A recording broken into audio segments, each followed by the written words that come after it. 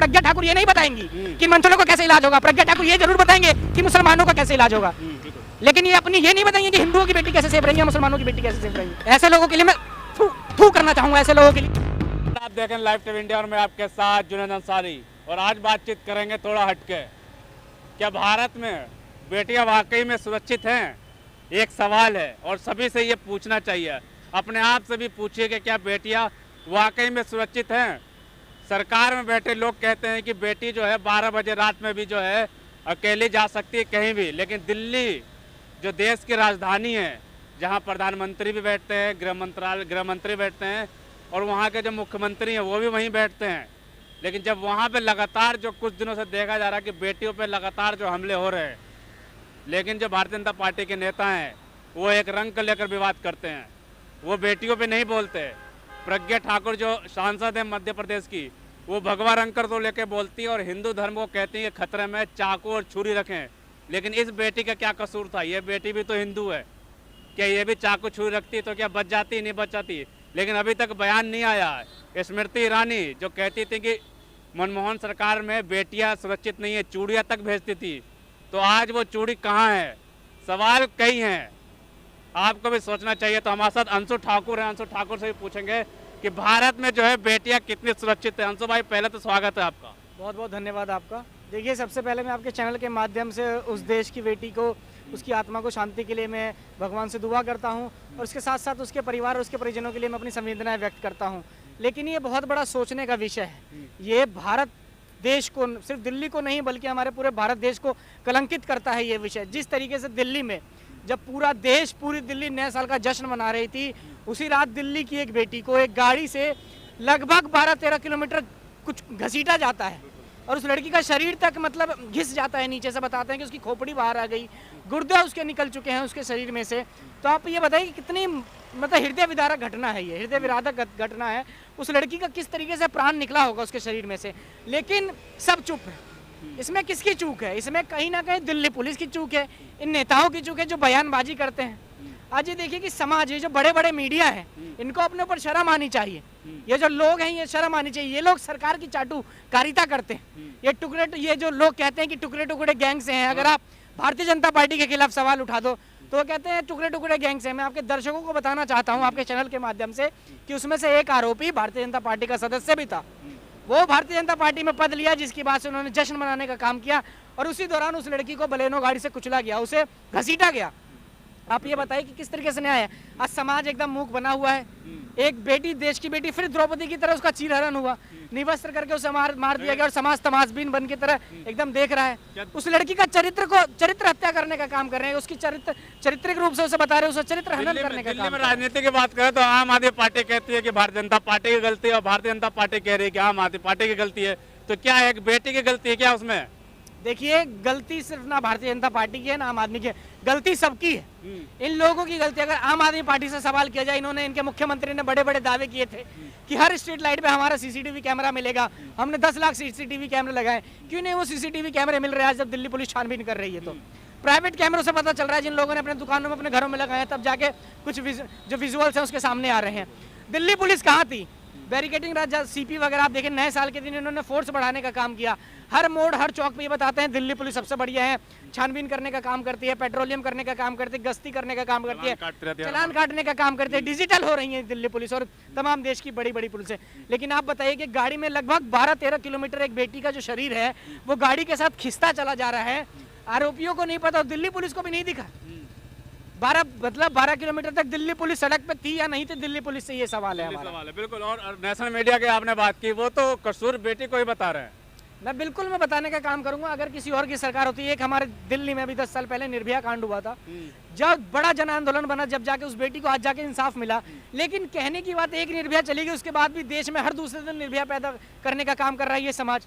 ये किस तरीके से गिरे हुए लोग हो गए हैं, इनकी सोच कितनी नीचे हो गई है। मतलब वैश्य हैवानियत किस चरम सीमा पर इनकी पहुंच चुकी है कि किसी को इस तरीके से मारने का काम करेंगे ये। और देश इस पे चुप बैठा है। देश के लोगों के अंदर आग क्यों नहीं लग रही? मैं बता रहा हूँ, मेरे भी घर में मेरे भाई की बेटी है, मेरी बहन की बेटी है, मेरी बहनें छोटी छोटी, मुझे डर लग रहा है। अच्छा, डर लग रहा है? मुझे डर लग रहा है। अब ऐसे समाज में मैं अपनी बहन बेटी को घर से बाहर नहीं भेज सकता। वो तो गांव में रहते हैं। जब देश की राजधानी में जब ये हाल है तो हम तो छोटे छोटे शहरों में रहने वाले लोग हैं, गांव कस्बे से आए हम शहरों में रहने का काम करें, तो आम गांव में लोग गांव की बेटी कैसे सुरक्षित रहेगी दिल्ली में जब सुरक्षित आपने नहीं? कहा किसी का खून नहीं खोल रहा, लेकिन खून खोल रहा है, बाइकआउट कर रहे हैं मूल फिल्म के लेकर, रंग को लेकर खून खोल रहा है, एक बेटे को लेकर खून नहीं खोल रहा हूँ लोगों को। देखिए वो टुच्चे लोग हैं जो एक रुपए पे ट्वीट करने का काम करते हैं, फेसबुक पे बोलने का काम करते हैं। दो लोग फिल्म जो आपने जिस फिल्म की बात करी, ये रंग पे बवाल करने का काम करेंगे, ये गाय पे बवाल करने का काम करेंगे, ये मंदिर मस्जिद पे बवाल करने का काम करेंगे। लेकिन जिस तरीके से एक बेटी के साथ ऐसा हादसा हुआ उस पर सब लोग मूक बने हैं। अरे क्यों नहीं आप सड़क पे आते, क्यों नहीं इस बेटी के लिए इंसाफ मांगते? बिल्कुल, प्रज्ञा ठाकुर जो सांसद है माननीय है, वो कहते हैं कि हिंदू खतरे में है और हथियार रखना शुरू कर दें, अगर हथियार नहीं तो चाकू छुरी रखना शुरू कर दें। लेकिन बेटी के साथ इतना बड़ा हो जाता है, वो भी एक हिंदू बेटी है, उसके लिए नहीं बोल रही हूँ मैं। शर्म आनी चाहिए प्रज्ञा ठाकुर जी को। प्रज्ञा ठाकुर ने बयान दिया, सबसे पहले तो सोचना चाहिए महिला है, सबसे पहले इस मामले में इनको आके अपना बयान देना चाहिए, उस बेटी के इंसाफ के लिए, उसके परिजन के इंसाफ के लिए सरकार से गुहार लगानी चाहिए। मैं प्रज्ञा ठाकुर से सवाल करना चाहता हूँ, प्रज्ञा ठाकुर के लिए घर में धारदार हथियार रखो, हिंदुओं को खतरा है, तो मैं इनके जानकारी में लाना चाहता हूँ कि उस बेटी को मारने वाला भी हिंदू था और मरने वाली बेटी भी हिंदू थी, उसमें कोई मुसलमान नहीं आया। आपने तब जो अरे आज मानव जो इंसानियत है वो खतरे में है, हिंदू या मुस्लिम खतरे में नहीं। इन लोगों ने ऐसा माहौल बनाने का काम किया, समाज में आज ऐसे ऐसे दरिंदे पैदा हो गए हैं जिससे आम जन, क्या हिंदू, क्या मुस्लिम, क्या सिख, क्या ईसाई, किसी भी जाति और किसी भी धर्म की बेटी सुरक्षित नहीं है इनके सरकार में। सुरक्षित नहीं। नरोत्तम मिश्रा जो है गृह मंत्रालय मध्य प्रदेश में, वो फिल्मों में रंग देख के जूम करके देखते हैं, फिल्मों में रंग बताते हैं कि दीपिका ने ये पहन रखा भगवा कलर, इसको बाइकआउट करो, लेकिन बेटी पे आज भी नहीं बोले वो। देखिए सिर्फ यही नहीं है नरोत्तम मिश्रा, भारतीय जनता पार्टी में हर दूसरा नेता देखेंगे तो आप इसी तरीके से होने का काम करेंगे। आप ये बताइए कि ये लोग मंदिर मस्जिद पे बात करते हैं, उस बेटी के लिए इन्होंने क्यों नहीं बात करने का काम किया?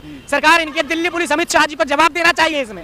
अमित शाह का कर्तव्य बनता है, वो हमारे गृह मंत्री हैं, उनके हाथ में दिल्ली पुलिस है, उन्हें दिल्ली पुलिस से जवाब देना चाहिए, उन्हें जनता को जवाब देना चाहिए कि दिल्ली पुलिस की कहाँ खामियां है, उस बेटी को किस तरीके से इंसाफ मिलेगा। कहते हैं कि दूरबीन लगा के भी देखोगे तब भी नहीं मिलेगी कहीं बेटे के साथ अपराध कुछ। ये लोग कहने वाले लोग हैं साहब, इनके तो पार्टी में है बलात्कारी लोग।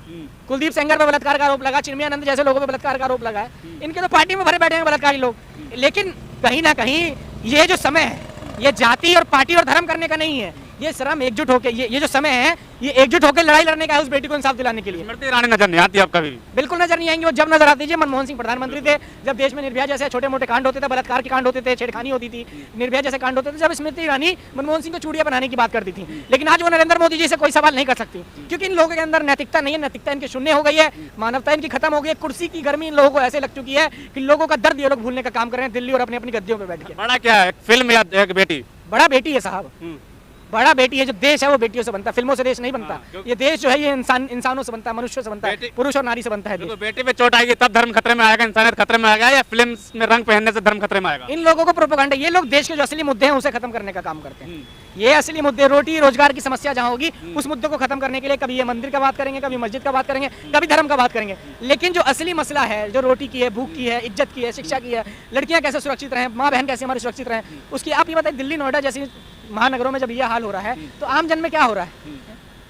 आज भी सबसे ज्यादा प्रताड़ित हमारे देश में महिलाएं हो रही हैं। आप एनसीआरबी की रिपोर्ट देखिए, नेशनल क्राइम रिकॉर्ड ब्यूरो जो अमित शाह जी की एजेंसी है, जो गृह मंत्रालय के अंतर्गत आता है, उसका आप रिकॉर्ड देखिए।